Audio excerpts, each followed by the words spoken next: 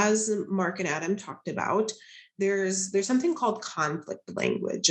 And that conflict language is when we're in conflict with ourselves and our potential and our ability to do different things. And one of those areas is something that's called soft talk. And you may have heard somebody use words like maybe, should, might, possibly, try, hope, one day. All of these words that we hear kids say. It could be, maybe I'll go and study for that test tonight, possibly if I have time, or I'm going to try to get here on time tomorrow, Miss Becker, or maybe I'll show up for that performance next week. And in talking that way, what do you imagine the kids are going to do, Jason?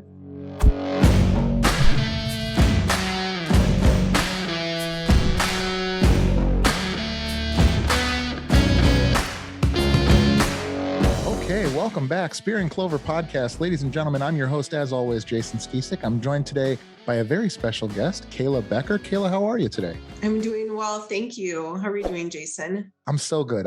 We were just talking about how it's funny. I just got off the phone with your colleague at Enlifted Coaches, Adam Chin, had a wonderful conversation with him. And he told me I was saving the best for last. So I'm really excited for this conversation.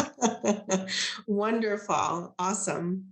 So Kayla, tell everybody the organizations you're a part of, those that you own that you're a part of, and what it is that you do.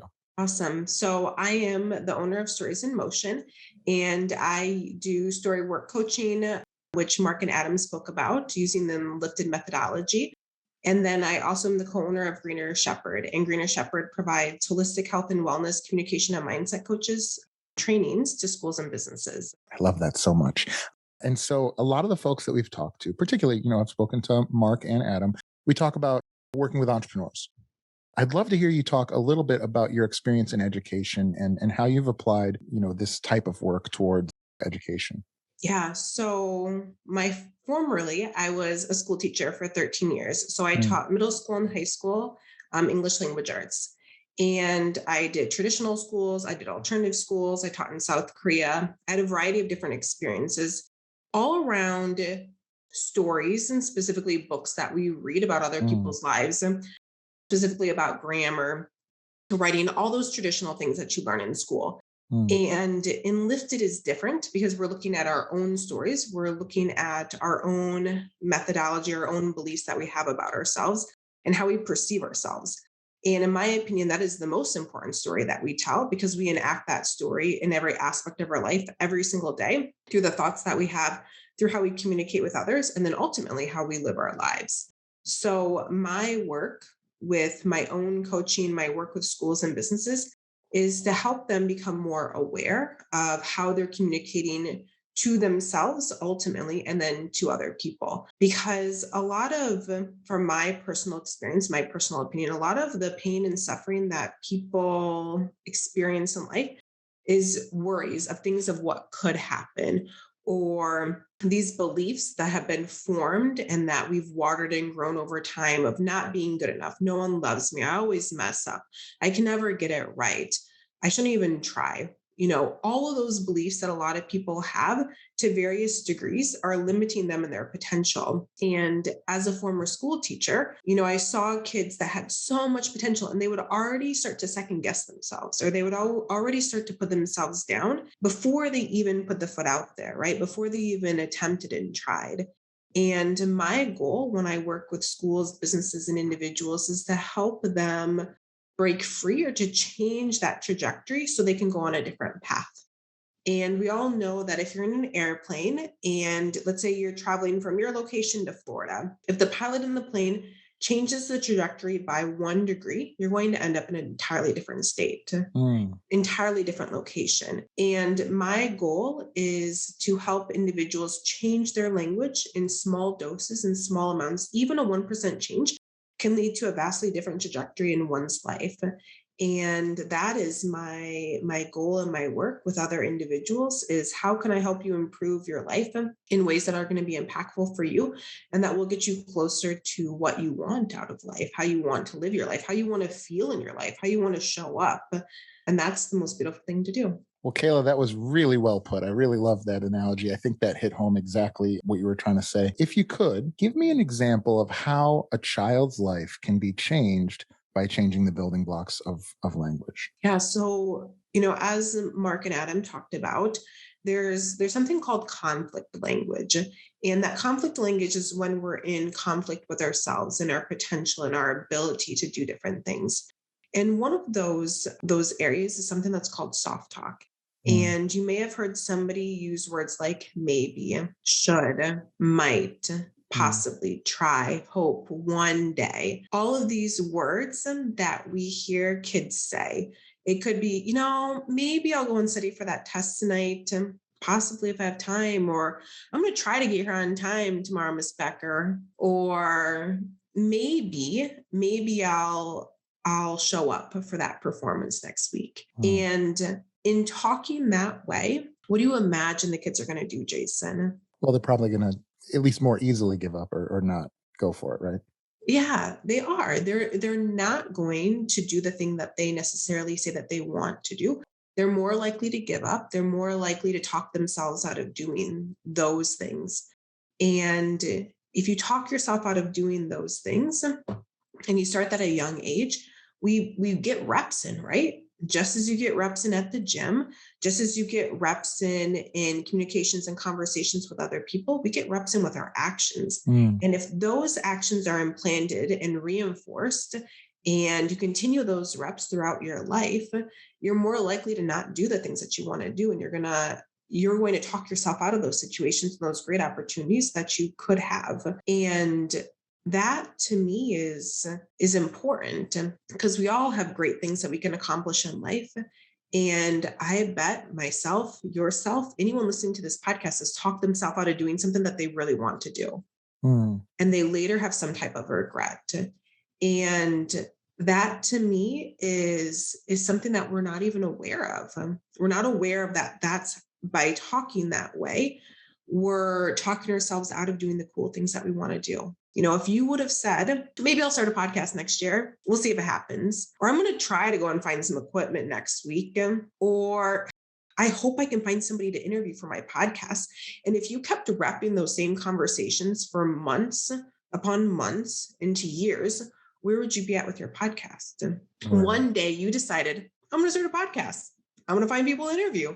I'm going to reach out to some cool people, see if they know anybody to interview. Right. And that's how you started. You decided. And a Mm. lot of people fall short of that decision for lack of know-how. That's very insightful. Let's take it back to how you became a teacher in the first place. So, growing up, did you always want to be in education, or what drew you to that profession? So I loved school as a child, and I Hmm. was great at school. So those two things were in my favor. And also coming from a farming community, I didn't know many of the other jobs and opportunities that were out there. Mm-hmm. I knew the jobs that my family had. I knew the jobs that people that my friends of the family that I saw at church had. And that was the limit of my base of understanding. So I decided in high school, I'm going to be a teacher. I had seen it for how many years in my life, and it seemed like a good fit to me. Went into school, studied, got my BA, and began my career. And I loved teaching. And somewhere along that line, I realized that the choice I thought teachers had was not as relevant or prevalent as what I wanted. I wanted more options. I wanted more opportunities to talk about things that were important to me, as opposed to a curriculum that was handed to me to be taught. And that is when I started to shift my focus and look at what are other ways that I can teach and have an impact on others in ways that will be profound in small ways and in large ways. And doing this work is what I landed on. Wow. And also even just listening to that, like one of the things as an entrepreneur that I always think about is scale. Is okay, I can learn how to be fit myself. And then I can coach one class of 10 people. And then I can run a gym of 300 people. And then I can help gym owners to impact thousands of people. Then I can make a podcast. That's like literally my journey in like 2 paragraphs, right? And so as I hear you talking, it's like, wow, you were passionate about making this impact on a classroom or maybe a few, throughout the day, several different kids. But now you're a part of 3 different organizations, all of which have kind of roots that are spreading out through all of these different programs. And the technology that you guys are spreading, I always think of Legos when I talk to you guys. Like you guys are giving people new types of Legos to use and to put in play and new patterns to use that are more conducive to building. So kudos to you for going from a farming community to teaching, which is a wonderful profession, and then still finding a way to scale it up from there. How do you feel? Is there an impact in particular that you want to make in the world as you get more and more influence through this scale? Yeah, my ultimate goal is to empower individuals, Mm, because I know a person who feels empowered shows up differently. mm, We can all look at individuals in our lives, individuals who feel confident in their sense of self, who feel comfortable in their sense of self, show up differently. And that impacts all of their relationships. That impacts the children, if they have children, and that impacts employees or employers, whatever their role is in a career. And my goal is to empower individuals to live the life that they want to live, because from my own past experience, I knew myself, I didn't perceive it as being possible for me. How could I, as this farm girl from the small town, have an impact? And then it was deciding to have an impact, and it was like, okay, how can I be creative with this? What would this potentially look like? And mm, when I think about the work that I do with schools and businesses, all of those teachers that I interact with have a classroom of students, and they all have a family that they either go home to at night, or they have parents that love them and siblings that love them. And they're going to continuously impact other people around them. And that is amazing to think about. And it's also humbling to think about in the aspect of, how can I provide individuals with information that is going to benefit them and that they can continue to use, right? How can I break it down in a way that'll click for them? Going back to that soft talk, right? If people are using might or should or possibly try one day, when you start to hear those words often enough, you can start to catch it in your own speak or in your written mhm. communication. And if you as a teacher can change that, and you can ask the kid, hey, what do you mean you're going to try to study tonight? Are you going to study tonight? What time are you going to study tonight? Let me know.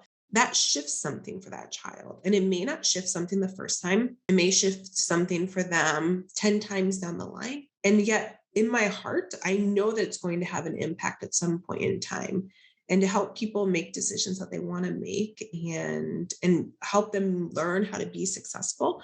That's one thing that as a school teacher, we didn't necessarily teach kids how to be successful, right? We just Mm, assumed that they would grab it up by osmosis.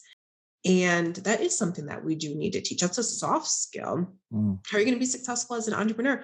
There was no class I took in school that taught me how to be successful as an entrepreneur, right? Grit, determination, not taught in school.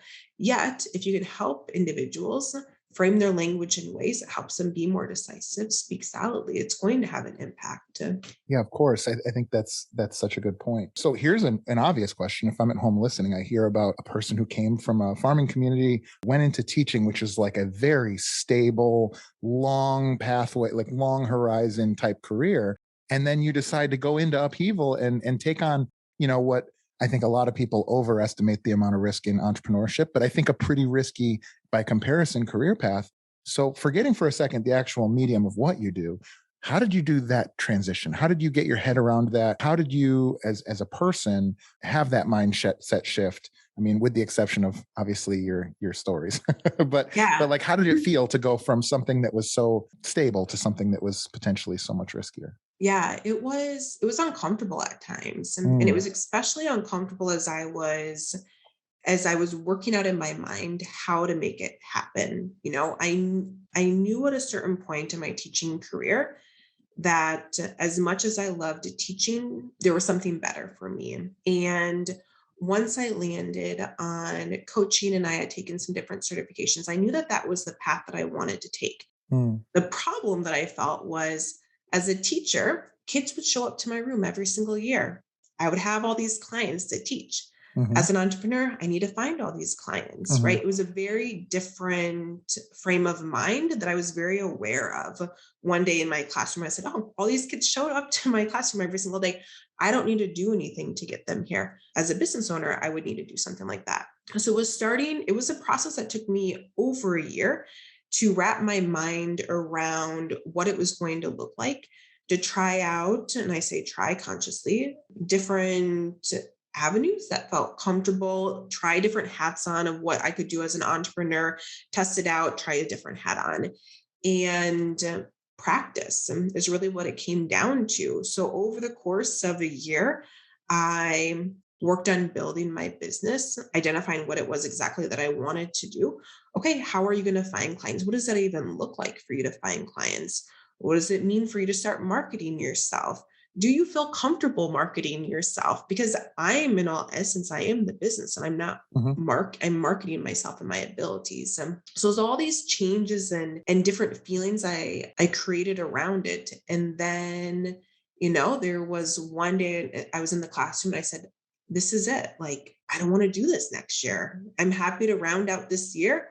And I'm going to do something different. And then that's what started me to go talk to my principal and say, hey, this is my plan. What are your thoughts? Do you have any? Because my first idea was, I could teach half-time, part-time, and I could do this part-time. And then within a couple of months, I decided, no, that's not the path that I was going to take. And then I made the decision right around a year ago, and finished out last school year. And I've been doing this since June of 2021. Wow. So this is a recent change for me. And it was difficult because, like you said, like I had all the things set up, right? I had all the health insurance. I had a steady paycheck that was coming in. I had retirement money that was going into a bank account. I didn't have to worry about it. I had set hours. Everything was, if you look at it from that perspective, was easier. And yet it wasn't the right fit for me. So now I work more and I'm happier. Wow. Today's show is brought to you by High Level CRM. High Level is an all-in-one platform designed to help entrepreneurs grow their businesses without the need for multiple softwares or an IT team. Not only does their easy-to-use software allow you to track and manage your leads throughout each phase of the relationship, but it also allows you to build funnels, track stats, and more. Guys, I sat down and added up the cost of software I was able to replace with just one app, and it was over $1,000 per month. Because this is an all-in-one application, I also save a ton of headaches connecting apps and building automations, and the team at Go High Level does a great job of getting you started quickly and easily when you sign on. I cannot more highly recommend these guys. Right now, Spear and Clover listeners get a free 14-day trial of High Level CRM for themselves. Click the link in our show notes to support the show and get started on your free 14-day trial today. I'm super excited that today's show is brought to you by the Global School of Entrepreneurship. Most practicing entrepreneurs cannot take 2 years away from their growing business to attend a full-time campus-based program or spend every weekend away from family and business for a couple of years. Finally, there's an accredited program specifically designed for you to work on and grow your business while completing your MBA. The GSE MBA complements the needs and schedules of someone actively engaged in an entrepreneurial venture while still covering the accredited curriculum expected from any MBA program. The Global School of Entrepreneurship offers a unique offering called the Mastermind to MBA program. It consists of 10 students who work together in a forum-style cohort and meet every other week for a year. The GSE MBA helps you develop skills in critical thinking and strategic planning. Students also develop competencies in leadership, decision-making, and communication with both employees as well as the important stakeholders in your business. You will be exposed to world-class academics and fascinating guest lecturers. You'll work on your business while working in your business. Students are guided by real-world entrepreneurs with decades of experience starting and scaling businesses just like yours. Best of all, I'm beyond proud to announce that the Global School of Entrepreneurship has agreed to offer one Spear and Clover listener a scholarship to join an upcoming Mastermind to MBA cohort.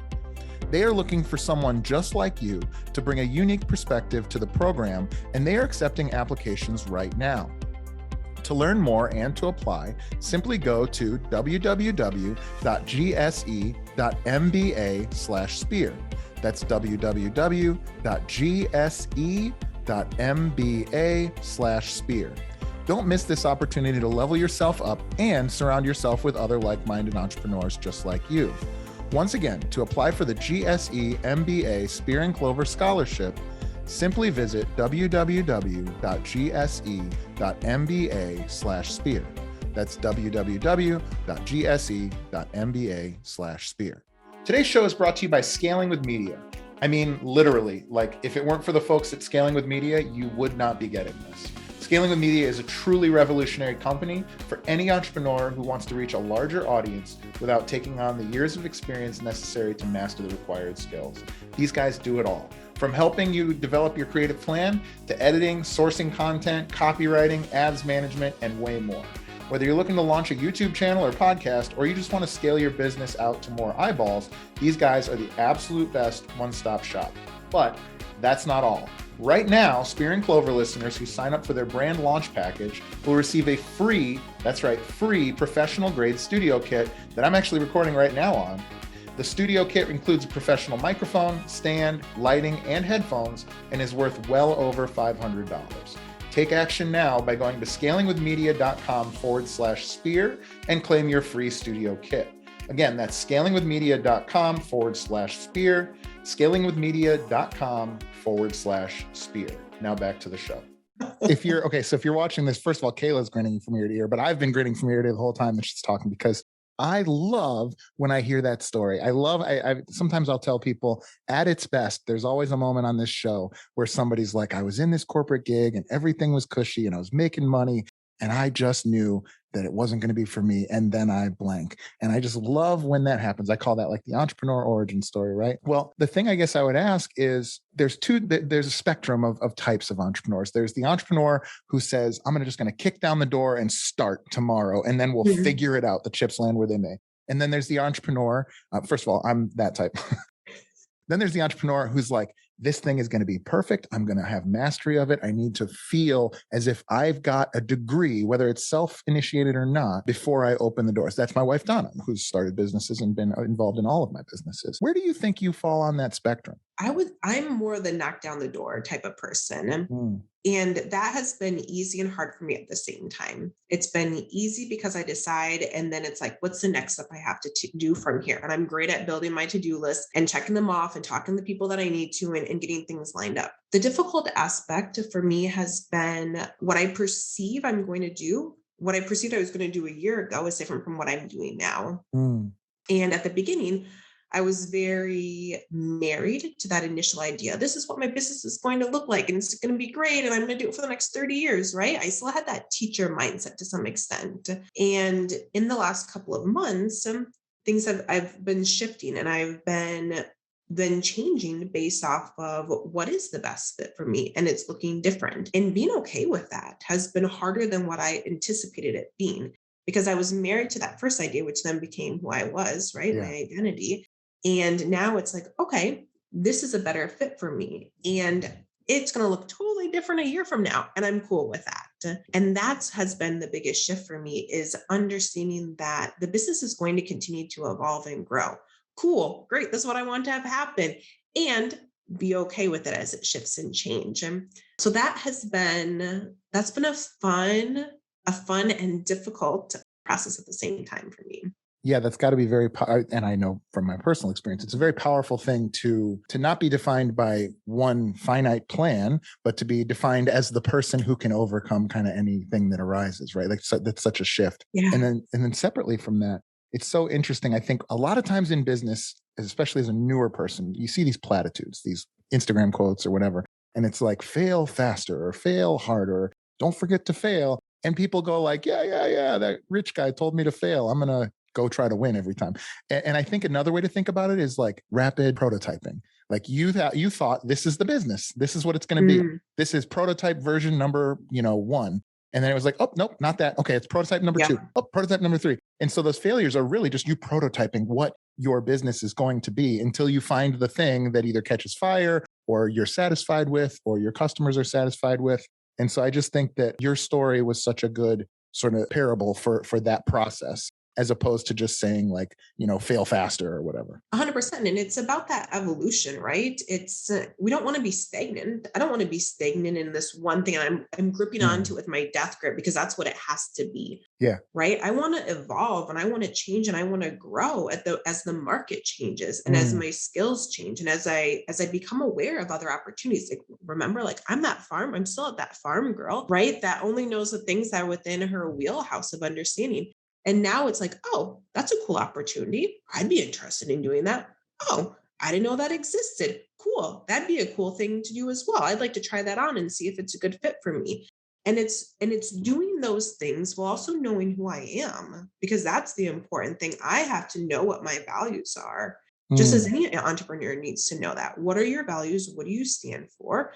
Is in alignment with your values? Is it going to further your mission and your goals in life? If it is, great, do it. If you're doing it because you want to grab some cash and run, now I'm not going to do that. That Right. goes against my values and who I am at the core.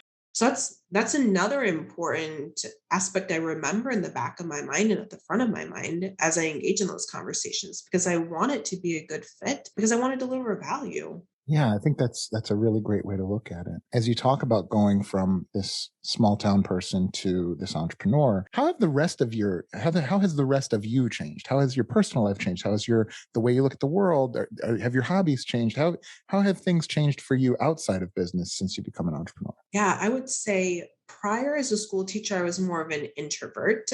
And now I am learning to embrace some of my extrovert qualities that I did not necessarily have to use in the past. And now I'm learning how to have, conversations and engage with people and do it in a different way. Because before, the common factor where I would engage with people was the students in my classroom and around the content that we were discussing.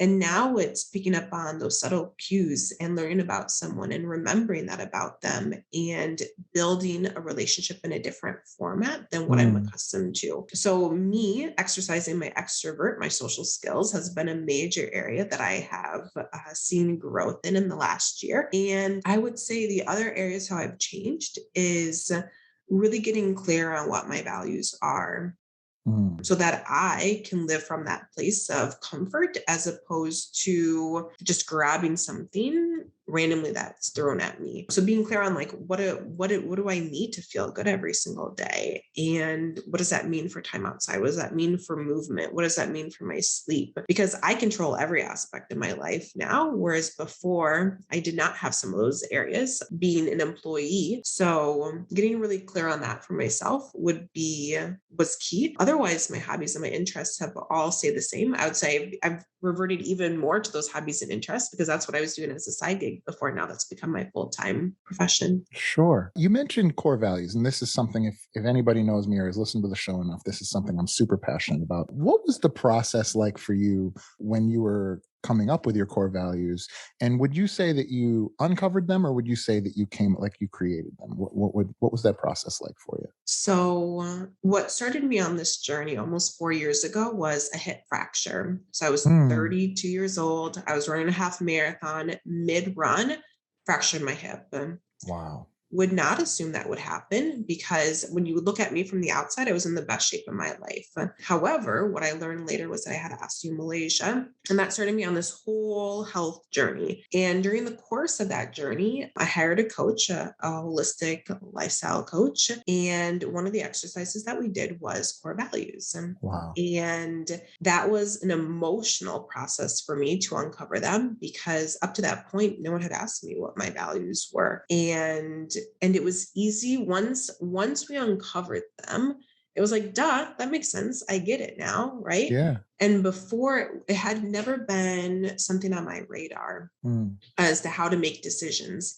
And since I identified them, love, joy, and adventure are my three. Once I identified those three, it became the barometer by which I made decisions. And that's what made it easier for me to move out of the teaching profession Mm. because it was moving out of the profession was more in alignment with my values than staying in the profession. If I stayed in the profession, I was going against my values. So once I made that knowledgeable to myself, once I became aware of that, it was a no brainer for me. How often do you think about your core values? Do you find yourself thinking about it or speaking about it? All the time. On my Yeah. bathroom mirror, I have my core values on a post-it note along with the rules associated with each one. And whether I consciously look at them every single day, I unconsciously see them every single day. And it's very easy for me to talk about it now because, is it when I think about something, is it going to bring me more love? Is it going to bring me more joy? Is it going to bring me more adventure? The answer is yes, then yes, I'm in. The answer is no, then it's for somebody else. Do you love Mary Kondo? Say it again. Do you love Marie Kondo? Do you know who that is? Yeah, yeah, I yeah. knew you would. It's so funny because I think of when you say your core values, I'm like, three simple words that everybody has heard before, but they have a meaning to you. And then separately, and you mentioned that the rules of each, right? But separately, the Marie Kondo thing, while you're talking, I'm like, man, how great is it when something so simple, does this coffee mug give me joy or not? And if the answer is no, we get rid of it. Like, I just love, for those guys, for those folks at home Yeah. that don't know, Marie Kondo has like an organization Netflix show, and she's like a personality. And she's just super bubbly and has this great infectious personality. And literally her thing is like, you hold up an item. If it gives you joy, you keep it. If it doesn't give you joy, you get rid of it, right? You either give it away Yeah. or whatever. And as I'm hearing you talk, there's these simple three core values, which everybody knows what those words are, right? They're Yep. not totally unique or new, but to you, they mean something important. Mhm. I find that the people whose core values are the most close to accurate, right? Because they're in there, whether you find them or Yeah. not, are the people who use them all the time. The people who, like I've always described it, it's like having a puzzle piece. And I can hold Yep. it up to past decisions and relationships, and I can hold it up to current decisions and relationships, and I can kind of project it out into future decisions and relationships. And from what you're describing, that seems to be sort of a good guiding principle for you as well. What would you tell somebody who doesn't know where to start on how to understand what their core values are? Like, what was the actual, like, again, you don't have to talk us through like the steps, but what would you tell somebody who's, maybe doesn't understand why it's valuable and how to start? Yeah. The value is to better know yourself Mm, and to know what makes Jason Jason, what makes Kayla Kayla, what makes you you. When you identify those things, there's this centering that happens for me, and it helps you identify, are you on the right path or not? Right. One of the activities we do with schools and businesses is, are you living your life in alignment or is your life off course? mm, And for most people, their life is off course. They're out of alignment because they're doing things habitually. How mm. many times have we stayed in positions of power in relationships or in jobs simply because that's what we did and we're in a habit of doing it? Or we go to the same gym or we pay the membership to go to this gym, even if we don't love it, but that's where my gym membership is too. I already am paying for it. It's just easier to keep it there, right? And when you have your core values, you can make those decisions. You can choose to make those decisions easier. So I would start by asking, like, what makes you you? Like if you had to pick three or five or whatever the number is, and then start comparing them to one another and narrow it down to a short list that, and then play around with it, sit with it for a couple weeks and see if it still resonates with you. If it doesn't, change it, right? You have the option, you have the power to Yeah. do all those things. Just because you sat down today and you decided these are my three core values, that does not mean you have to keep it, 2 years from now. If something changes in your life, change it. Cool. Alter it. Yeah, I agree. And I have like a whole method that I take folks through when I have done that in the past that I won't go into now. Maybe I'll put that out at some point. But to your point, the only thing you know is that they're in there, and in any definition that you come up with is going to be imperfect because it's sort of, indefinable, right? Yeah. So shifting back to education and to sort of the impact that you want to make. 10 years from now, Kayla and your organizations have been wildly successful. What has happened between now and then? Between now and then, 10 years, we've worked with more schools and businesses, Mm, and we've continued to work with the teachers who can then teach it to the students. So that influences the community of the school at large, that influences the local community as well. And there's a greater focus on health and wellness, communication and mindset. And that improves the lives of everyone that's a part of those schools and businesses and organizations. And you have kids who are going home and they're teaching their parents who are not part of the school system, and really creating value outside of the workshops, creating value that lasts for a period of time, that has a legacy. Yeah. I mean, you talk about, again, like I think sometimes hear some words and they let them just like wash over them. When we talk about creating value, can you imagine if you had one town's school that you could impact with the magical technology that you're talking about to change what children think of as being possible, and maybe even, like you mentioned, go upstream and affect the parents, like the impact that could have in 10 years, the impact that could have in 20 years, to where this whole town now has not just children, but parents who are teaching their children that anything is possible and how to control their own destinies. I genuinely, I don't know that I've seen it quite as powerful as when you describe it. I think that's such a really amazing a goal that you have. Yeah. So, And it's so just, and they're self-sufficient then too, yeah, right? Like my goal as a coach is not to keep my clients forever. My goal is to provide what they need at the time. And then if you need a tune up, if you need a checkup in 6 months, come back and we'll do a session, right? And then you go on and live your life.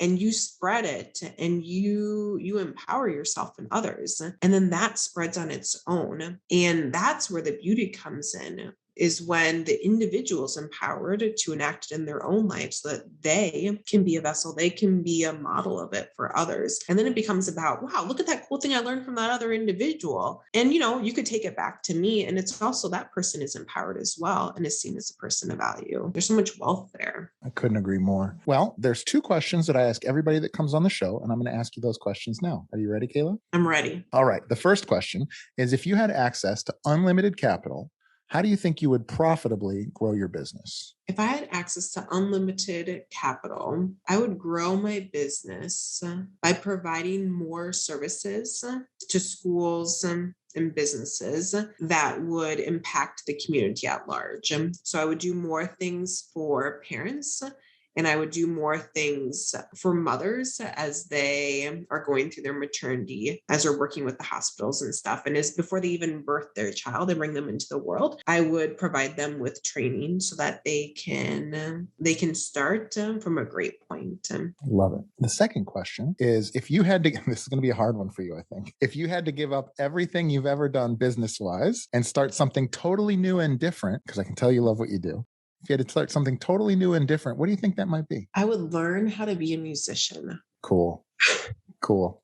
Yeah. It's funny. I've said this before on the show, but when people are like so focused on like a certain path and I ask them that question, it's always like, I don't know. I guess I'd be a drummer or something. Like it's never like I would start another tech company. It's always like, I guess I would just give up and be a surf shop owner or something. So that's always like a leading indicator that you're doing the right thing with your life, Kayla. So I love it. I love it. So as we wind down for the day, once again, tell us how folks can get a hold of you and who it is that you serve. Yeah. So my business is called Stories in Motion. If you're on Instagram, you can find me at Our Stories in Motion. If you want to view my website, it's www.ourstoriesinmotion.com. And that's the work that I do specifically with individuals and children and adults. If you're looking for something for a school or a business, you can do those via Zoom.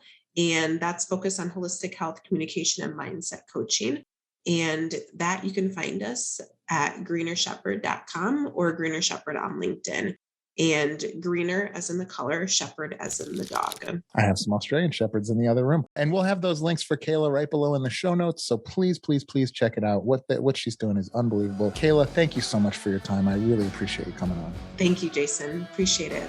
Thank you guys so much for watching or listening to the show. If you enjoyed the show, please don't forget to show us some love by liking, rating, and subscribing so we can keep making more and better content.